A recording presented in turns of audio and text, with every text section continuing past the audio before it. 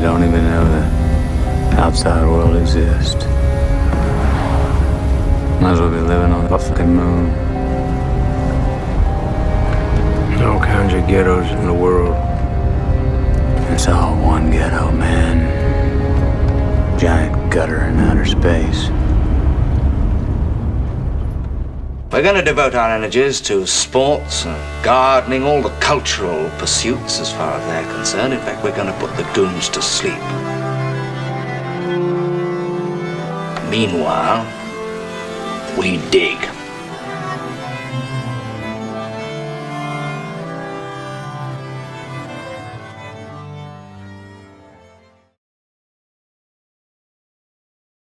Greetings and welcome to the Anadromous.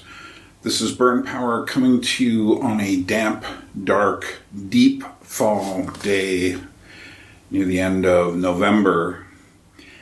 And I have a subject fitting for this time of year. It's the subject of evil. And it's a simple question. Am I evil? Are you evil? Are we evil? Let's look into this question a bit. It's a simple question. It's a serious question. And it's almost impossible to answer. The first question I come up with is this. Does evil actually exist? And I don't just mean accidents or insufficient knowledge or ignorance leading to violence. We're often made to feel that there's always a reason why somebody went crazy. Mental illness is a good one. People say, why did this person shoot these people? Mental illness. It's never that simple. In the East, Buddhism, Hinduism, they answer the problem of evil by saying it's ignorance. And that if we knew enough, we would not give in to the attachments which lead us to evil, or at least the appearance of evil. Actually, in those systems, eventually everything resolves by being an illusion. Which is one way of looking at it, I suppose, but I don't see it. I think that actual evil has to involve choice, choosing something, no matter how small or how big.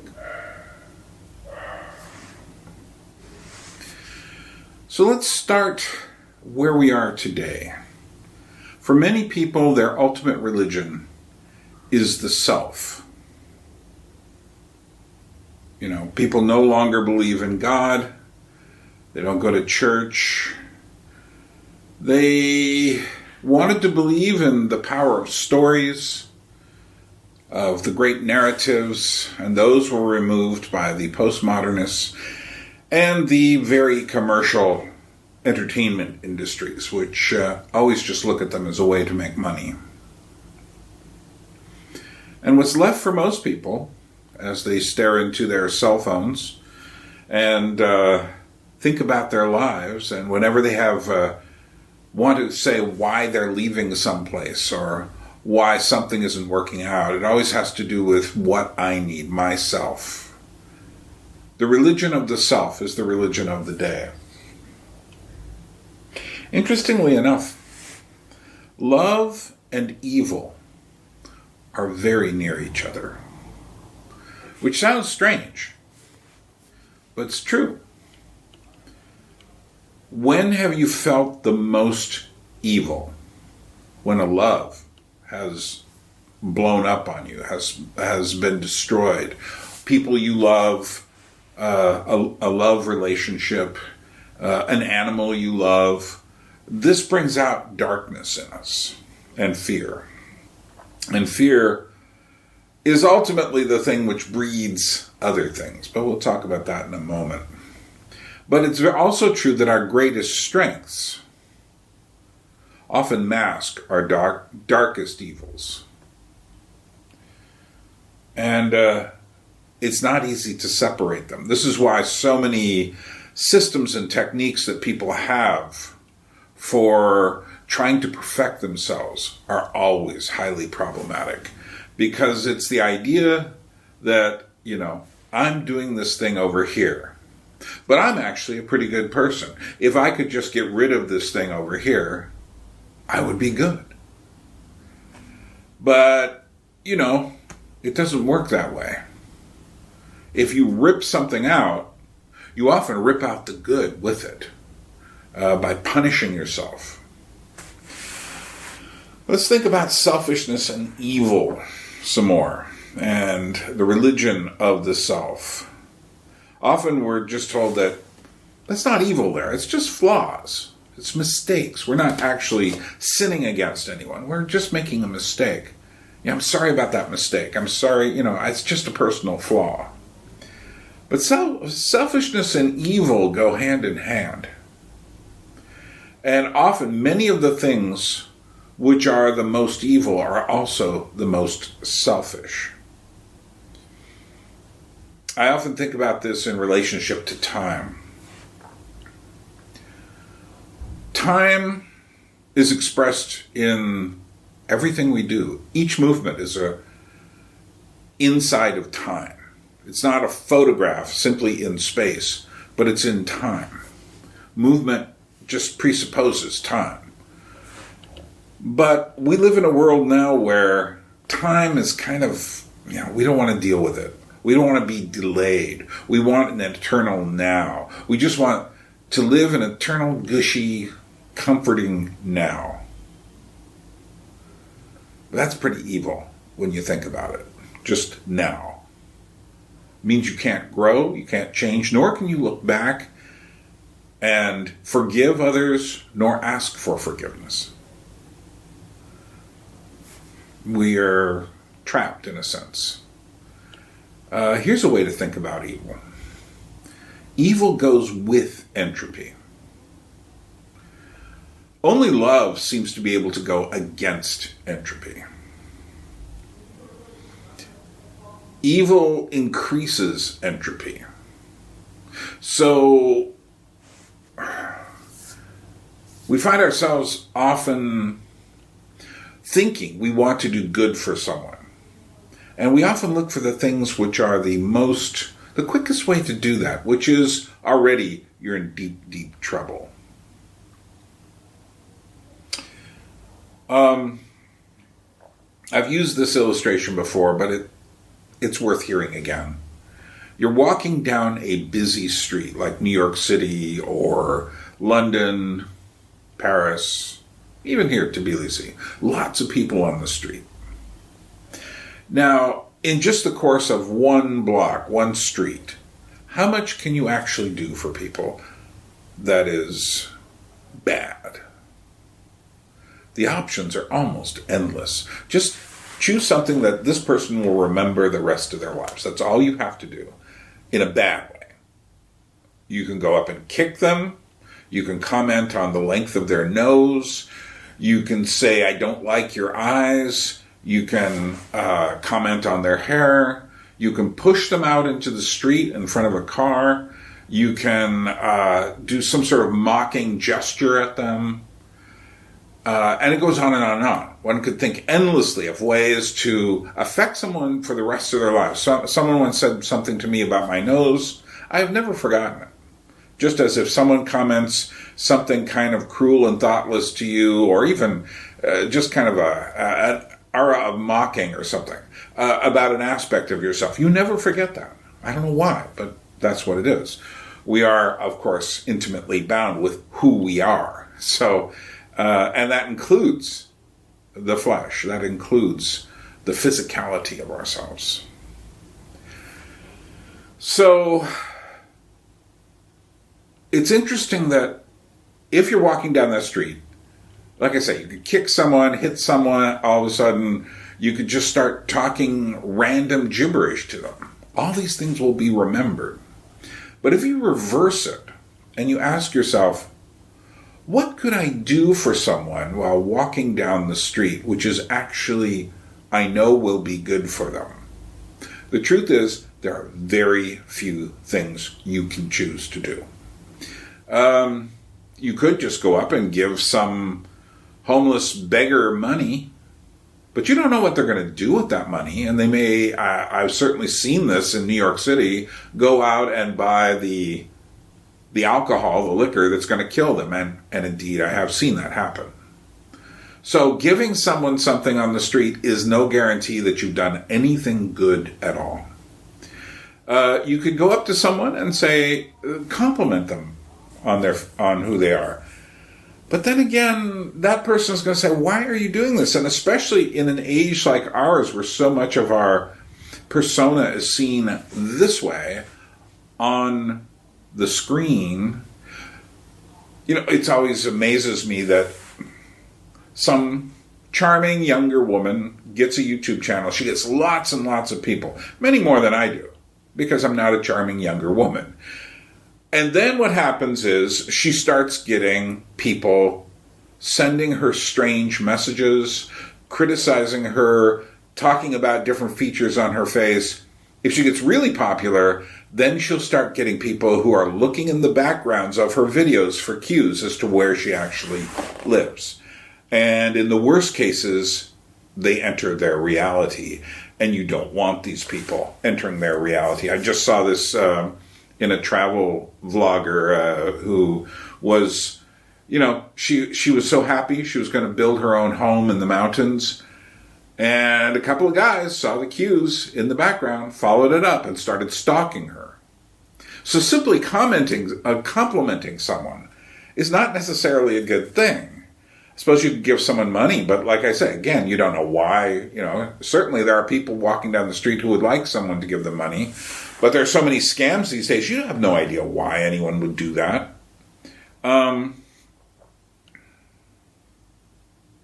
About the only thing you could do without knowing these people is save them from being hit by a car or stepping into an open hole or something like this. In other words, preventing an act of evil.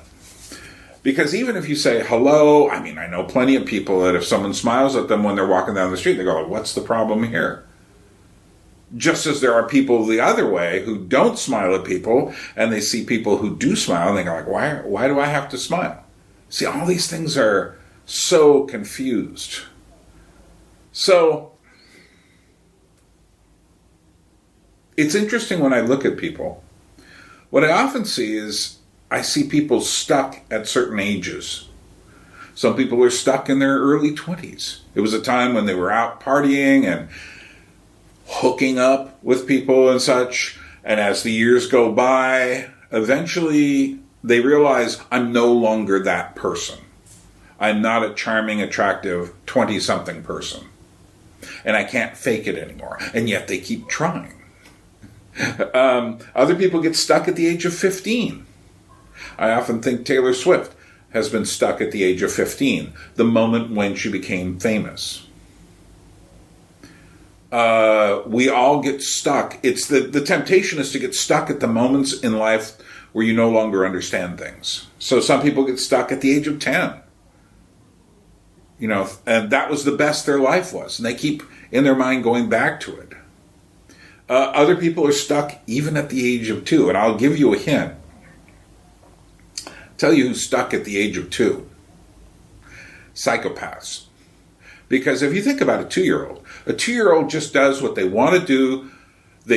If they're not taught well, they will simply ignore you. They don't care about your feelings. They're exploring the world for themselves. Leave me alone.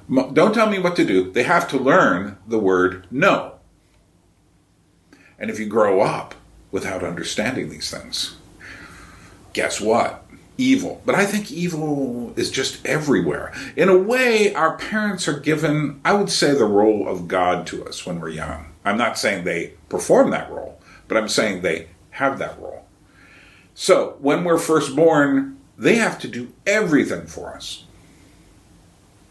And depending on who they are, will already depend on so many things. I often think, people talk about the baby in the womb. Well, we know that the baby in the womb is affected by things like drinking alcohol and smoking. But the baby in the womb is also influenced by things like arguments that the mother and father have, or the depression that the mother is going through. These things have biological effects on us.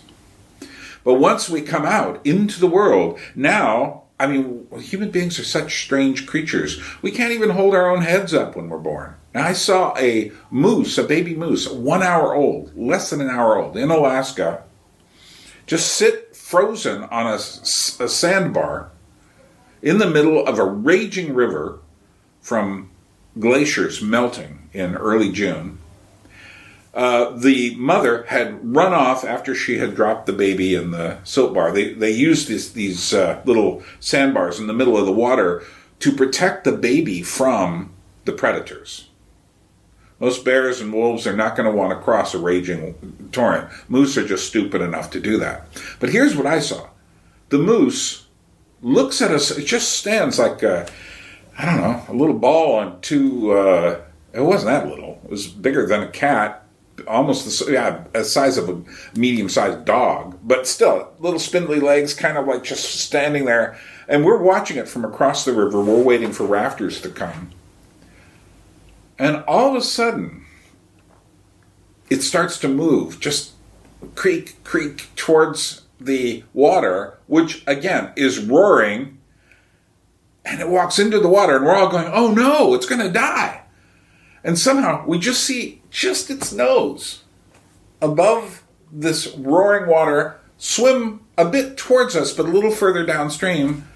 And then it gets its spindly body out of the water and ends up in the spot where it just stops there. And we didn't go look at it. We just looked to see it was there, and we said the mother will eventually find it. Human beings can't do that. Evidently, there's some stuff going on genetically with the moose that isn't going on with us, because, a newborn baby is not going to stand up and go and do anything. So the parents are like God to the baby. They have to do everything. They have to hold it a certain way. And we learn more and more that if babies aren't held when they're young, something breaks. But now we're starting to realize if babies are parked in front of a screen when they're young, something is breaking, which is what makes the coming generation just frightening, because they're losing the human connection and they're dealing with this, the screen. Chilling. Because we subject ourselves to this grand experiment that we're running on ourselves, technology. I had to get a smartphone about 1.5 years ago, and someone said, don't worry, you'll be looking at it all the time. Well, of course. We're all glued to this stuff because that's where our life is, except that isn't where our life is. Our lives are embodied. They're here. Well, so our parents, of course, are not God and are going to make some big mistakes. Every one of them makes mistakes. I don't care who you are. You as a parent or your parents made big mistakes. I had one girl, I remember her talking to me. She came from a nice upper middle class family. She goes, I had no problems growing up. No, I don't believe that. I believe if I talked to her for a while, I'd find some problems. But nevertheless, I took her at her word. And she was surprised that there was so much darkness in the world, or that other people were saying there were, because she never ran into it. And I said, okay, I see the problem here. Your parents spoiled the hell out of you and just kind of gave you a good life without letting you know, hey, you know what? It isn't all like this. So your parents are going to make mistakes. We all do. So then at a certain point, there's an interesting story about allergies and how it is good parents that have given their children allergies by not eating peanuts, for instance, the peanut allergy, when they were pregnant, because they learned from someone else, hey, don't do that. You might give the child peanut allergies, or they might, and it just gets all inverted. That's what I'm talking about, evil. Evil's in everything. So we get to a point, though, usually by the time of puberty, the kids start to go, hey, wait a minute. My parents aren't God. You know, they got a lot of problems. And they don't know anything. And they're not on TikTok. So how can they, you know, it all breaks down, especially once you're on TikTok. But, you know, when you listen to many people talking about humanity, they'll often talk about evolution a lot. I hear this all the time. I hear it from people I respect, like Jordan Peterson. I hear it from scientists. And it's all this evolutionary psychology and stuff like this. And I'm sitting there going like, okay, fine. So you get to the point where you're going to fight or you're going to be in flight. You're going to run or fight. And those are your options. And the thing I've come to learn about evil, neither of those options are any good at all. Because one, the person who hides is not doing themselves any favor. Because the evil is still there. There is nowhere you can run, nowhere you can hide. It's in you, your selfishness. I mean, that's one of the things about growing up. A good set of parents will realize that they need to teach you properly. And the active word there is properly. They need to teach you properly. And the only way to do that is to say no to you. This is one of the reasons why so many very attractive young girls get into so many problems, because they get to a point where everyone starts to realize, ooh, they look pretty special. And then people stop saying no to them, which is not a good thing. You need people to say no to you. You need to run into problems. Good parents will understand that and make sure that their beautiful, this is especially true with daughters, their beautiful daughter gets the word no and understands it, and also understands that, you know, you won the genetic lottery. Great. That's not necessarily a good thing when going through life, because then you become obsessed with your looks. I have a whole other video on the need for beauty, including physical beauty. So I'm not saying beauty is a problem. Well, it is a problem, because we live in a dark, fallen world. And so beauty becomes something that other people want to possess, or if they can't possess it and their envy burns inside of them, they want to destroy. So, running, flying, flight is not a good answer to the problem of evil. And neither is fighting. Fighting will get you what? Okay, the worse, the more you fight, the more you become what? Violent? We got a problem there too. Now, I'm not saying we shouldn't have retreats, places to go to be calm. And I'm not saying there isn't a time to fight. Don't get me wrong. I'm not saying that. I'm saying that neither of these answers the darker, deeper question of evil inside of us. And there is a third alternative. Interestingly enough, this third alternative is rarely mentioned by most people who will allude to the fight or flight mechanism inside of us. Because the third answer is the answer to the question. And it is also the answer to the question of evil. And the name of it is forgiveness. Now, what forgiveness is? Complex subject. I'm not going to go into that here because I'm talking about evil. I can't talk about good at the same time. But to forgive means not simply, you know, the old adage, forgive and forget. Well, that's ridiculous. You don't forgive and forget. You forgive from your heart for very personal things that really hurt you. You're not forgiving the things you can excuse.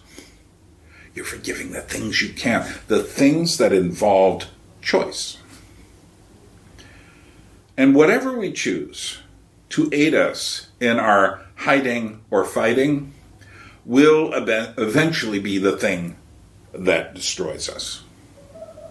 You really see this in the most obvious and crude way with people and their sexual habits, or people and their addiction problems. They use those things to fight. I mean, to me, it's amazing how many times I hear people talk about addiction.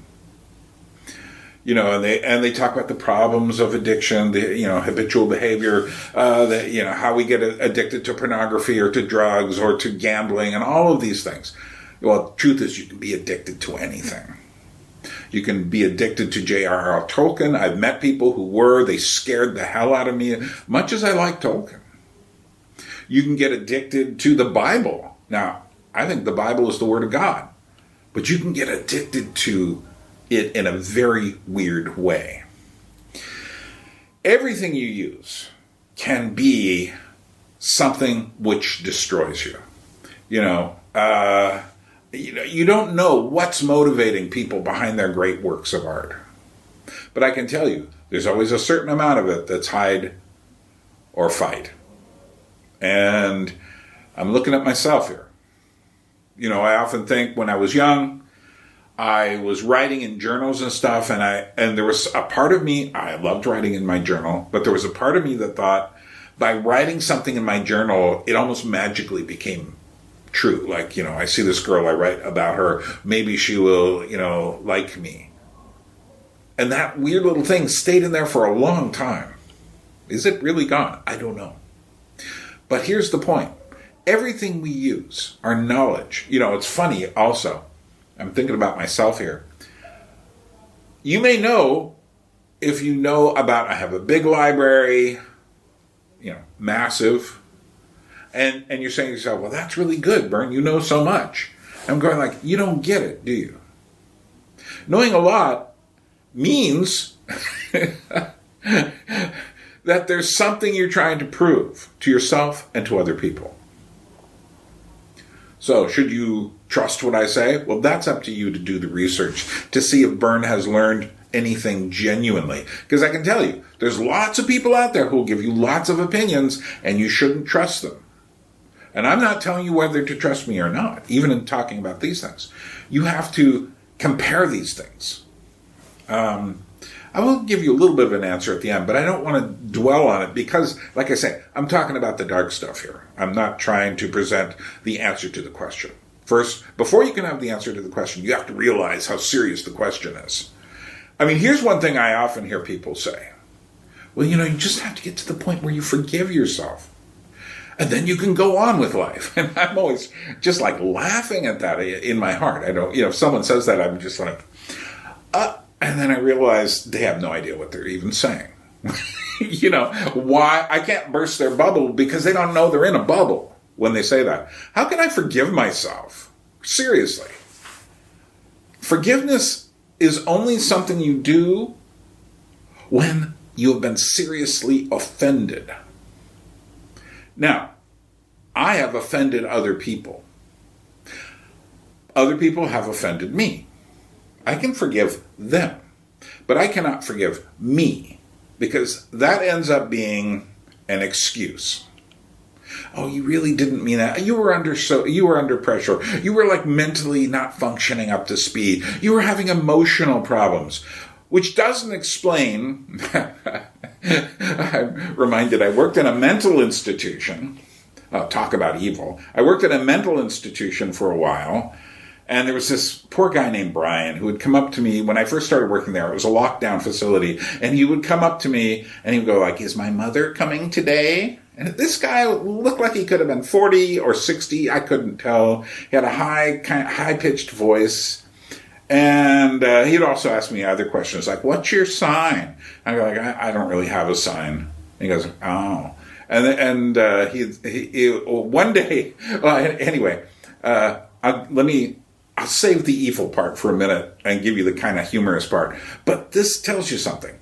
He came up and he said to me, I had a candy bar that I was going to give you, but I ate it.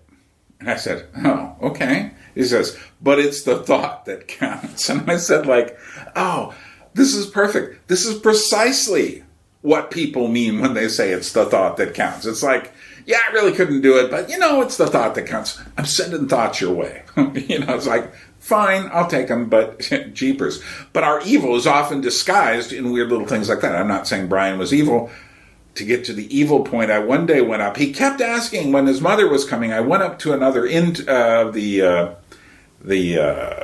orderlies. And I said, so what's the deal with Brian? Is his mother due to come or something? And the guy looked at me. I remember he had this big kind of light brown afro. He's a white guy. But he looks at me and he says, oh, you don't know. I go, no, what? And he goes, and he gave me the patient's record book, which was this aluminum thing. And he opens it up and he shows me the page.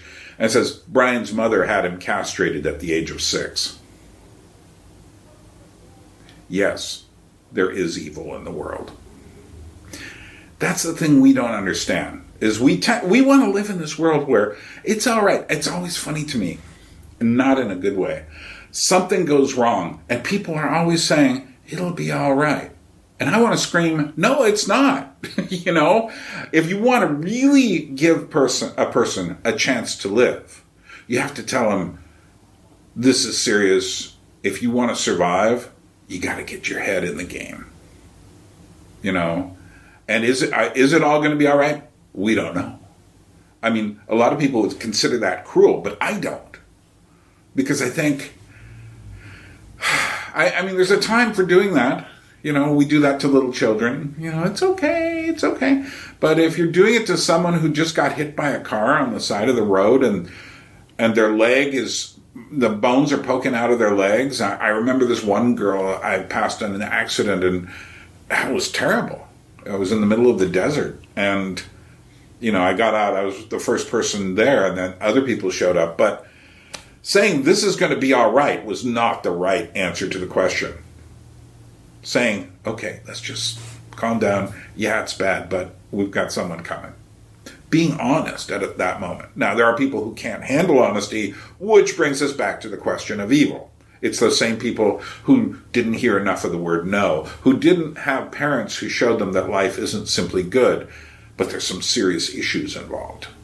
So, let's continue and talk a little bit more about evil and technology. Now, both Marshall McLuhan and Jacques Ellul talk about technology in a certain way. Marshall McLuhan said that every technology is also a media. It's something that comes between you and the world outside of you. And he said all media, for instance, he thought a light bulb was a media. He thought all media extend us. And that was his idea of what media is it's an extension of our senses. But it not only extends our good side, it extends our evil side as well. And this is why every time I hear someone talking about how wonderful it's going to be when this new technology takes over. I heard this in the 90s with everyone talking about the internet. I heard it as social media was brewing. And I never believed a word of it because I'd already read Ellul and Marshall McLuhan by that time. Ellul says basically the evil we put into everything. So he was talking about the car. Every time you get into a car, there's a little evil going on. It's not that you're a big criminal or anything by driving a car. But you know what? You're using up the environment a little bit more. You're polluting the world a little bit more. You're cutting yourself off from people outside of you a bit more. And we all know about, the way our characters change inside of cars, particularly when we're driving. And when people first built the automobile, they were thinking like, oh, great. I'm sure there was a big slaughter of lots and lots of horses, say during the teens and 20s, probably before the 20s, but during that period, a lot of horses went to, as they used to say, the glue factory. But I'm sure the people in the early part of the 20th century could not foresee that by straightening the roads, making the cars faster, that we would eventually live in a society completely polluted by these machines. In America, the suburbs are completely about the car and not about human beings, which is why it takes 10 minutes, 15 minutes to get to a carton of milk from anywhere in the suburbs. You're not living near any place that supplies needs. You're living separately from the people around you as well, especially if you live in one of these American suburbs, kind of cul-de-sacs and little corners and stuff, and you go in and you can't tell which, especially in the beginning when you first move into a place, you can't tell which is your place and which is the next door neighbor's. But you come and you use your remote and you open the garage door, you drive in and you close it, and you could avoid all your neighbors, which is why nobody is living on the streets there. Thank you, automobile, for destroying so much of our world. And nobody, but each individual person just goes, well, it helps me to get someplace faster. Everyone's got a great excuse for why they need to drive their car. And I get it. I drive cars. I know how that it's great to get around that way. It's better than getting crammed into a bus. It seems cheaper. It isn't, but it seems cheaper. The same with the computers. Computers, I remember back in the early 90s, people were talking about the Wild West of the internet, how we were going to all, be able to connect with the world, and that we were going to be able to, do our shopping online, things that now are just like so quotidian and boring that they're not worth the conversation except when you get stuck or somebody steals your identity or something like that. But the point is this. There isn't one technology. And I'm looking at you, AI. I'm looking at you, Elon Musk, neural net. I like Elon Musk, but I don't think he understands the future as well as he thinks he does. Why? He's like me. He has good and evil running inside of him, just like we all do. And we push and push and push, and eventually we get to a point where reality snaps back. And we are left dealing with the mess. We create all these systems for ourselves, and we are left in their guts, being half digested by them. People come up with ideologies, and they try to live them out. And we've been seeing this with all the strange trans stuff in the last few years. And I've got a book called Cute Accelerationism. And it's written through the trans ideology. And it's all about exactly what I've been talking about in other places on this channel, about the problem of cute. And that those little cuddly toys that nobody can possibly question that you give to your children, you know what? They're actually a Trojan horse for some very dark ideas about humanity. And this little book just made my points for me, with the big exception is they thought that was great. And I'm sitting there going like, oh, dear God, no. This is why people are not growing up. And why is there always a they when we talk about evil? It's in politics. It's our tribal nature. They are always the problem. Well, I'll tell you, it relates back to something. I think I'll do a video on this eventually, but it's the revenge cycle. And the revenge cycle is one of the darkest aspects to humanity. Because we always have reasons why they are bad. So if you're Irish, it's not hard to tap on that button that hits English and talk about why they are so bad. Likewise with the English, it's not hard to find the button why the Irish are so stupid. They're not, but that's where the button is. Every group has other groups they don't like. Sometimes it's a joking way, like in Alaska, we'd always joke about the Yukoners coming down and stealing bicycles and kind of leaving garbage behind and such because they were coming from Whitehorse, capital of the Yukon. It was kind of a joke. It happened, a bicycle or two did get stolen and it's easy to simply keep pushing that button. No, that was a kind of a fun thing, just I'm sure Minnesota and Wisconsin have their own, people in Minnesota talking about the cheeseheads and stuff like that. People of Vermont, New Hampshire, those kind of places, but also France and England, England and Germany, on and on and on. But some of these things, like the stuff that's gone on between France and Germany, is not simply a little funny thing. Huge wars, millions of people have been fought by one-upping the person on the next variant of the revenge cycle. There is a way of looking at the recent culture wars as being a weird variation on the Civil War, with this time it's the rednecky Southern people who are in favor of freedom and the Northern liberals who kind of gone way off the deep edge. I mean, that's my perspective. You might look at it the other way around, but that's your prerogative. But the point is this, and one of the things I spent a lot of time looking at is tribes in New Guinea. When I was a kid, someone brought me to a drive-in movie theater where I saw it was a French movie, but in English it was called The Sky Above, The Mud Below. And it was a documentary about these weird tribes in the middle of New Guinea that no one had contacted yet. And they're always fighting each other. There's another movie called Dead Birds, which I finally found a copy of. This is why I want to eventually do this. And I have that sitting on my wall back behind me. And these tribes would just keep killing each other. And so if one person, what they would do is they would fight until one person on the other side dies, and then they would come back. And they were also really afraid of the ghosts and spirits of the people they'd killed. But we'll save that for my deeper dive into the revenge cycle. But this is also where social contagion comes in as well. Social contagion, trust me, is an evil. Now, at the same time, you get a bunch of people together, they're all going to start acting alike after a while.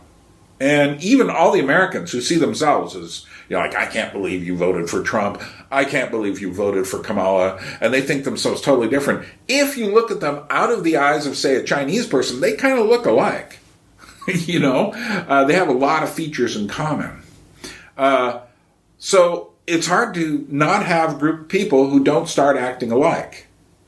But then there are much more devious, problematic things where people start imitating each other's mental conditions. And I've talked about this before, and I've got another video that I'm working on, a second social contagion video, where, in the earlier one I talked about how things like anorexia spread. Suddenly it's not there, bam, suddenly it's there. But I think a lot of what we've been seeing in the social justice, it's not really social justice realm, is kind of a pathological empathy, which then leads to social contagion. I've got another video on that. I won't go all the way into that, but this is also in the realm of cults as well. What's a cult? Well, there's a difference between cult and a religion. One is that the cult has certain kinds of auras and attitudes, and you're not supposed to talk to other people. Whereas in a religion, people are often going to say, well, I'd like to tell you about my religion. Oh, this is what we do. They're not ashamed of it. And they have an enculturated process. Whereas in the cult, you have a lot of secrets. And I think technology plays a part in all of this. Like I said, technology extends our ability to do good and evil, which is why social media is so absolutely insane right now. Because our ability to comment on others has been literally globalized. So I could look at someone from the Philippines right now, go to a place where people from the Philippines are talking online in English, and make some kind of nasty comment about the way they look or the way they're talking or something like that. And people on the other side, you don't forget that. Nobody forgets on the internet when someone says something nasty to you. When someone mocks you in some way. In a way, if the left's problem has to do more with social contagion, the right's has to do more with mockery, which is not a good symptom either. Interestingly enough, recently, and I'll put the quote up here, Sydney Sweeney, who is known for her, shall we say, laissez-faire attitude towards the body, talks about how she enters Hollywood and everyone says, we're behind you. We want the women to succeed in Hollywood. That's what Hollywood is. We're a place where the marginalized person is going to succeed. And she basically just recently in an interview said, no, it's not. Once you get to a certain point, then you become a target for everyone. which is what's happened to her amongst a certain segment of the population. Let me actually read from that a bit here. In People magazine, the bastion of all quality knowledge and entertainment, there is an interesting quote related to Sydney Sweeney. I'll read part of the article here. Sydney Sweeney is fed up with people in her profession who tear women down while pretending to build them up, which, according to her, is most of them. The entertainment industry's reputation for women empowering other women is a facade. Sweeney, 27, said in Vanity Fair's 2025 Hollywood issue, "It's very disheartening to see women tear other women down," she said in the interview published November 13th, "especially when women who are successful in other avenues of their industry see younger talent working really hard, hoping to achieve whatever dreams that they may have, and then trying to bash and discredit any work that they've done.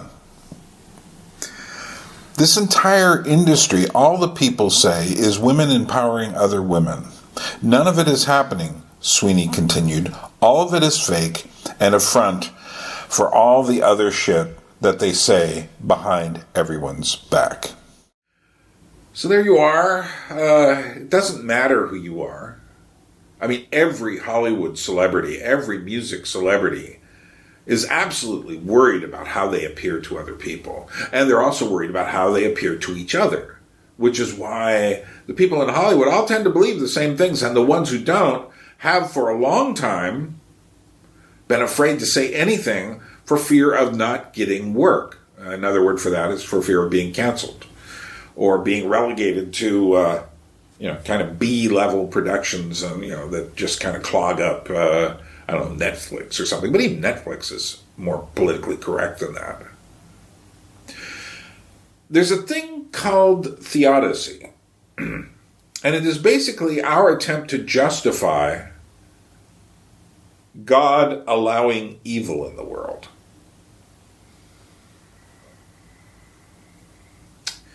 And we often think about genocides and wars, or we think about something extreme like child abuse, although there's been an awful lot of that, but more and more people are worried about that. And we say, how can God allow this? Could God allow a global war? We ask these questions. And it's always interesting to me to hear these questions when I do hear them, although a lot of people just like to avoid all of these subjects altogether. Please burn. Stop talking about it. Well, you could have turned this video off a long time ago, couldn't you? But we do like watching car crashes. So maybe I'm crashing right now. But it's interesting. We never ask ourselves these kinds of questions. Why would God allow us to smoke a cigarette? Just one cigarette. One cigarette is not evil. I mean, I could find some people who would say it is, but it certainly brings up the specter of addiction, the specter of pollution, the specter of garbage, the specter of very bad health at the end of your life, and a really bad end. But one cigarette doesn't do that. Or nobody asks questions about, like, if they drop a plastic bottle somewhere, or even just use too many plastic bottles and throw them in a garbage can. No one asks themselves, like, how come God allows me to do that when, in fact, there's an awful lot of trash out there that's caused by the fact that we have plastic bottles and we gave up glass because glass breaks, so we wouldn't want our children or ourselves to get cut. Oh my. So we have plastic, so we can drop a bottle of cranberry juice in front of our child and they'll just bounce. As long as it doesn't hit them, we're fine. No one asks questions about those things. And I don't see any difference. No one says, how come God is allowing me to drive this car which pollutes and changes the very fabric of human nature? No one ever asks those questions. And I can hear a few people out there going, well, Bern, the reason no one ever asks this question is because they're not questions. Oh, yeah, they are. You must not have spent any time in American suburbs and felt what pleasant alienation feels like. Like I said, evil is always on the side of entropy, whether through material degradation or through moral degradation. That is to say, evil is there, and it is always against good relationships. It's against relationships existing in time. It's always willing to get something out of someone else and then discard them when it's no longer needed. That is evil par excellence. But when people, this is why I think the problem with so many sexual relationships is if a person engages in a sexual relationship, which some people say, well, as long as I'm not hurting someone else, and I'm sitting there going like, you know what? You can hurt someone just by the way you do or don't say hello to them. So I think sex, are you getting that algorithm? There are people now who don't want to use the word sex because of algorithmic fear. Whatever. Sex is far more central to the human condition than saying hello, although I could argue that, but still.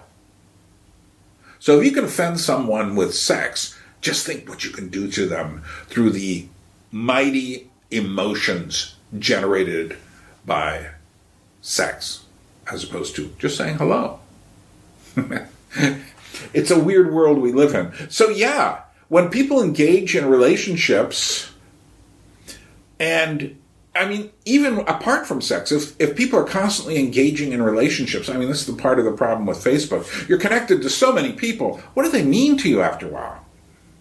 And if the same thing happens to you in your sexual relationships, and now the phrase is body count, which I think is actually quite apt because it means all the people that you have helped degrade.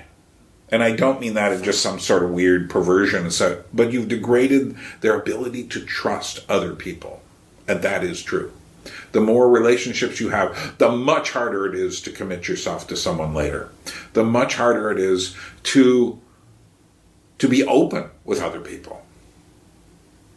So entropy moves us always in this place where it is we're measuring how much is being used by what we are doing. Love, as far as I can see, is the major thing that goes the other way. I think language does too. But of course, language can be used for evil, whereas love should be able to, and I don't mean the kind of love, the selfish love. People should love me. I mean, I've gotten into a lot of trouble in my life because I, Bern, was looking for love. And you, whoever you are, have probably been looking for love. And looking for love, well, it's like I said at the beginning, love and evil are right next door. And when you flip the one over, if it's I who want the love and I who want to show how much I can love, you're in trouble. Because real love is more about putting someone else at the center of the world, not you. Realizing that someone else, everyone else, is the center of a world, is a perceiving organism that looks around and says, I am not alone. Or maybe I am. That's where the fear comes in. There's much more to say about love and fear and all these things, but I'm going to end with just a few thoughts from the Bible. For me, probably the deepest writing on the subject of evils comes from St. Paul's writings to different groups of Christians in the middle of the first century. And particularly in his book, the Epistle to the Romans, the letter to the Romans, he says some things in here that once you understand what he's saying, you really can't ever get out of your mind. And when you look at everyone, you realize, yes, we are all in this together. Now, I'm not going to read the whole thing. I'm just going to highlight a few passages. And I'm going to skip some stuff which might be a bit distracting. But let me just read this. So in the first chapter he says, now, although they claim to be wise, They became fools. Who's they? People. And they exchanged the glory of the immortal God for images made to look like mortal human beings, birds, animals, and reptiles. In other words, they made little idols out of them. And, oh yeah, the mortal human beings things, yeah, that's us today. Photographs, movies, and all of that. Am I saying to not watch movies? No. But I am saying you better ask some questions about your behavior related to celebrity. Therefore, God gave them over to, in the sinful desires of their hearts, to sexual impurity for the degrading of their bodies with one another. They exchanged the truth for a lie, the truth about God for a lie, and worshipped and served the created things rather than the Creator. And maybe you're getting a little nervous because I mentioned something about sexual stuff, sinful desires here. And he actually goes on and talks about that more. But I'm going to skip that section for a very good reason. When people hear it, they immediately, it's kind of like when there are those kind of people who, when they hear certain words, they just go off on those things. They stop listening to the rest of the argument. Well, that's why I'm going to move past them. Not that I don't believe them, but I believe that they're the kind of thing at this moment in our history, when people hear these things, they tend to react because they've been taught to by a culture that believes that the self is the center of everything. Furthermore, they did not think it worthwhile to retain the knowledge of God. So God gave them over to a depraved mind so that they do what ought not to be done. They have become filled with every kind of wickedness, evil, greed, depravity. They are full of envy, murder, strife, deceit, malice. They are gossips, slanderers, God-haters, insolent, arrogant, boastful. They invent ways of doing evil. They disobey their parents. They have no understanding, no fidelity, no love, no mercy. They not only continue to do these things, but they also approve of those who practice them. That's one of the key things to take away here. The reason why we do things, for instance, I've been around many college students who are Christian, who would just tell me like, yeah, it's okay to get drunk.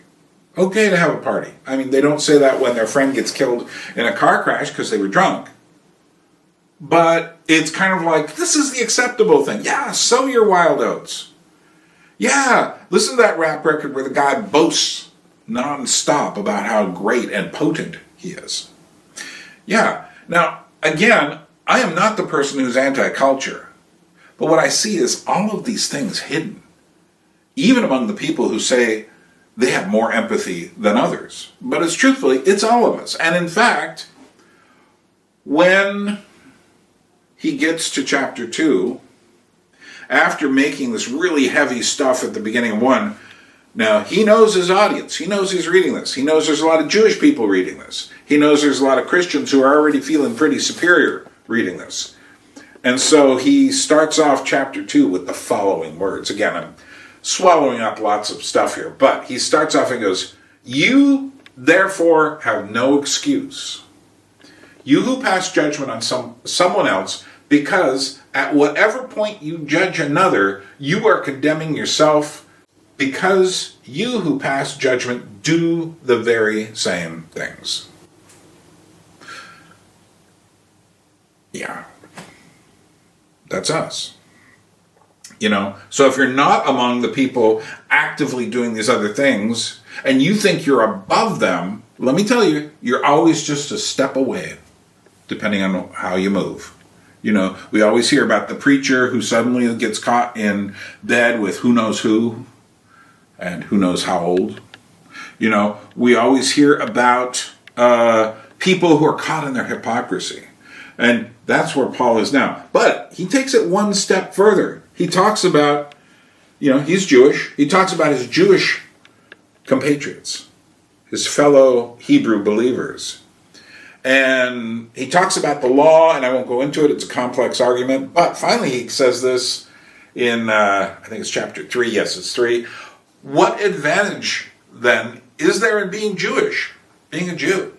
And he basically he's asking a question before he answers it. He says, what shall we conclude then? Do we have any advantage? This is like 9 verses later. Not at all. For we have already made the charge that Jews and Gentiles alike are all under the power of sin, are all under the power of evil. And then he puts together several verses from the Old Testament in different places, and he just lines them up because he knows them. He's memorized so many of them. He knows them. He just writes them all down. He probably referred to something, but it says, as it is written, there is no one righteous, not even one. There is no one who understands. There is no one who seeks God. All have turned away. They have become worthless. There is no one who does good, not even one. Their throats are open graves. Their tongues practice deceit. The poison of vipers is on their lips. Their mouths are full of cursing and bitterness. Their feet are swift to shed blood. Ruin and misery mark their ways. And the way of peace they do not know. There is no fear of God before their eyes. So that's it. That's everybody. No one survives unscathed. Although you may be saying, well, what about Paul? He was a pretty righteous guy, right?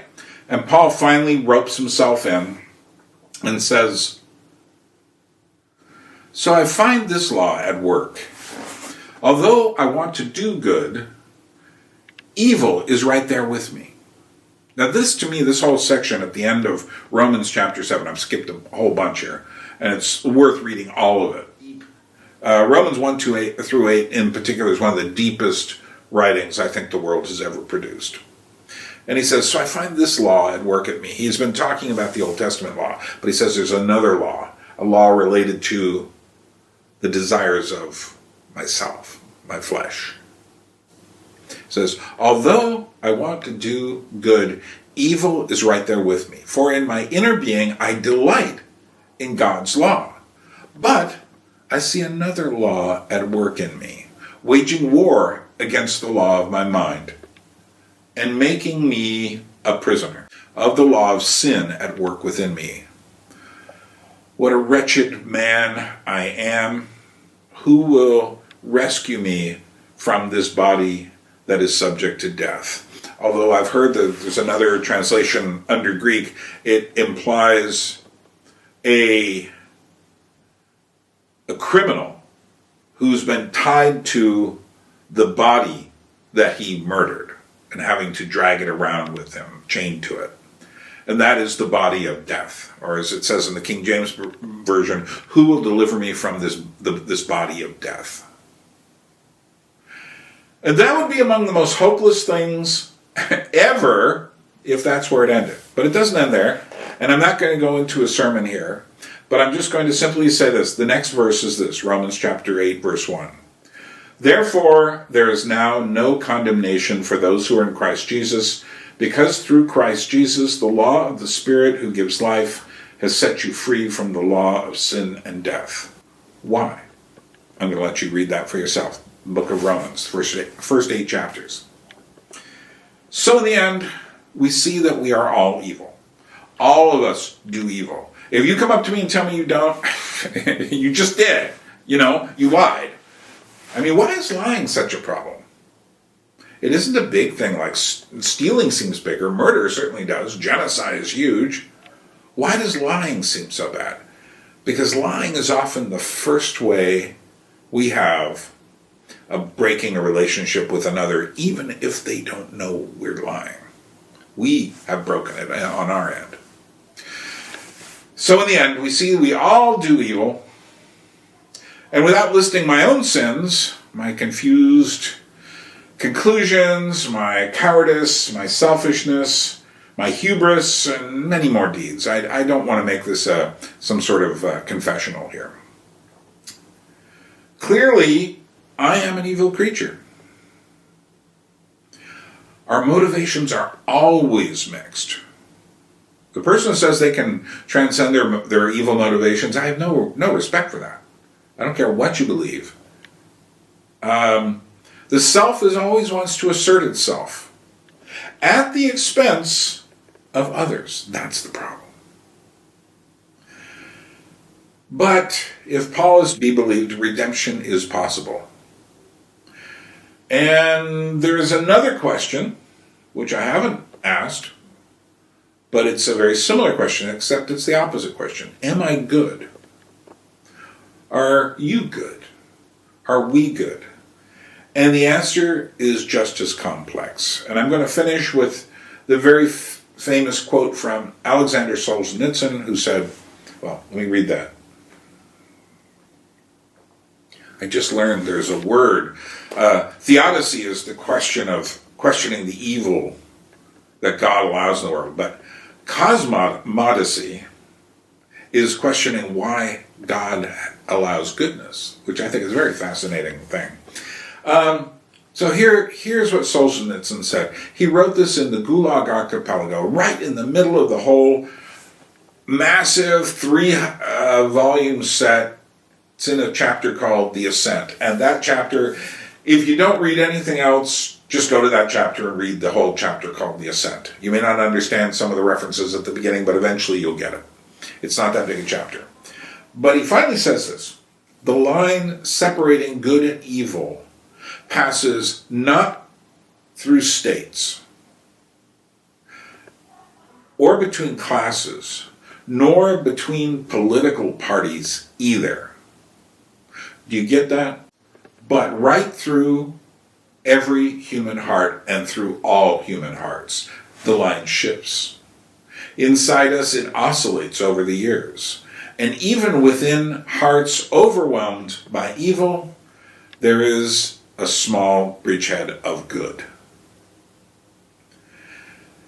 If only it were so simple.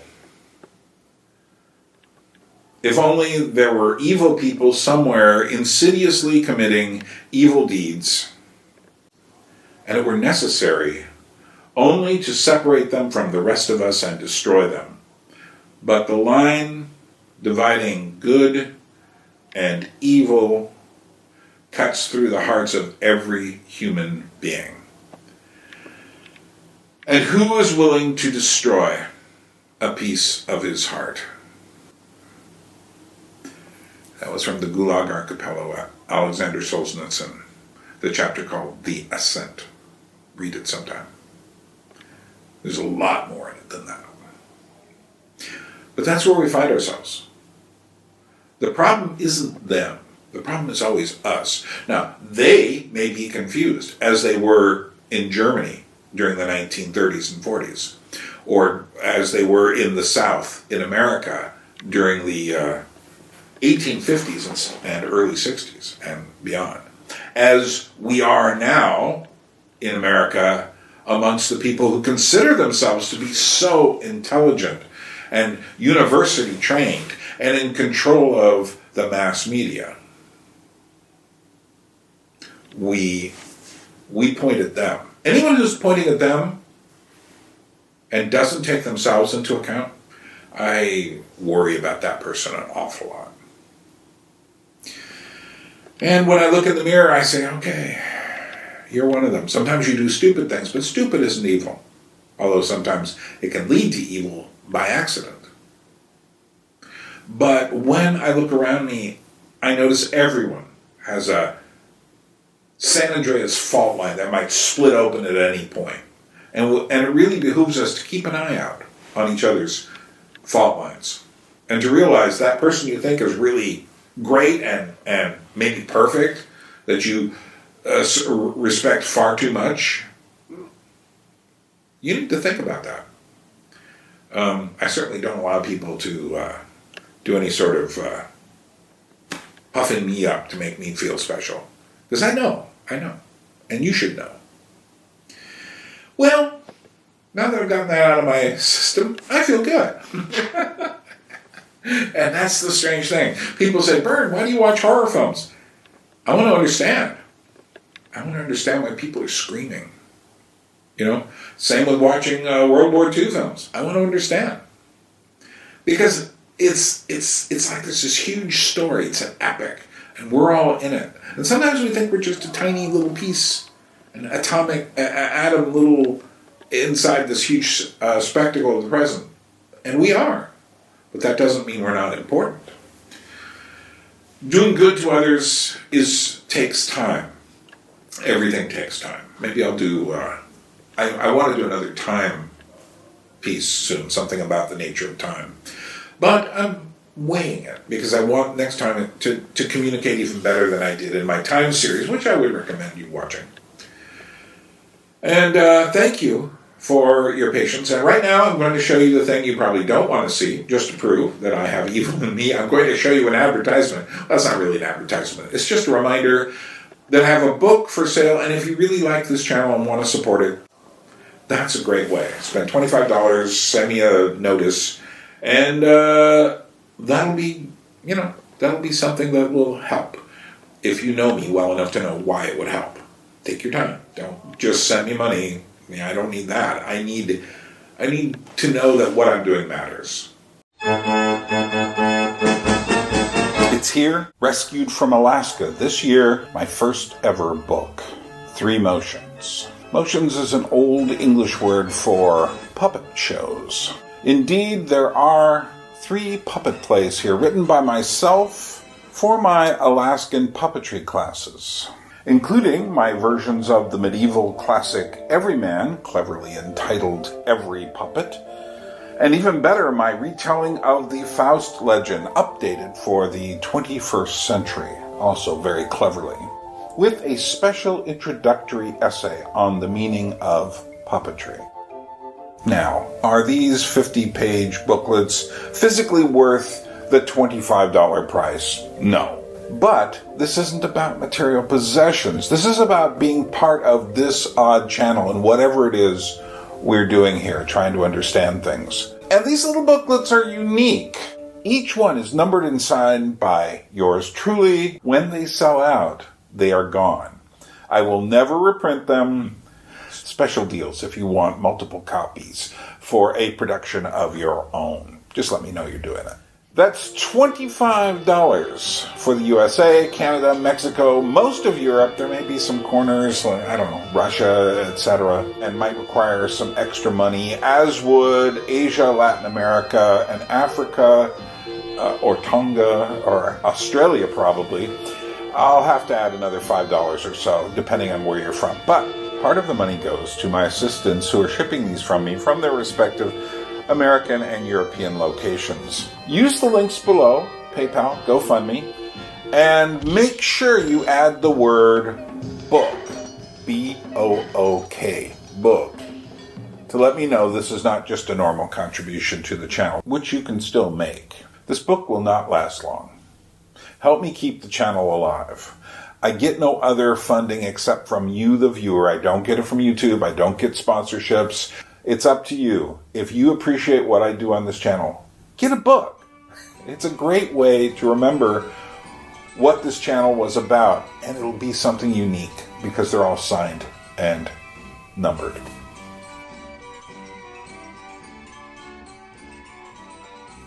So from Tbilisi, Georgia, here in the dark. I purposely did this in the dark because, we're talking about evil. And one of the things I often think about as we come towards Christmas is the darkest day of the year. It's coming right during the time of the solstice. Over time things have moved around, so it's not exactly on the solstice anymore. But we need to think about the returning of the light. And that's what, to me, Christ's birth was about. And all the rest of it, there's a lot of good stuff, and there's a lot of bad. A lot of commercial stuff that's pretty evil. But I'm grateful. So, I wish you a Merry Christmas. And I wish you a good, meaningful New Year. And actually, I am going to be doing something on New Year's Eve, which will be earlier. Am I? Let me think about that. If you see a notice from me that I am, I do it differently each year. One year I didn't, one year I did. We'll see what happens this year. But, as the Georgians say, drobi, we will meet again. Nachwandis. A people without history is not redeemed from time. For history is a pattern of timeless moments.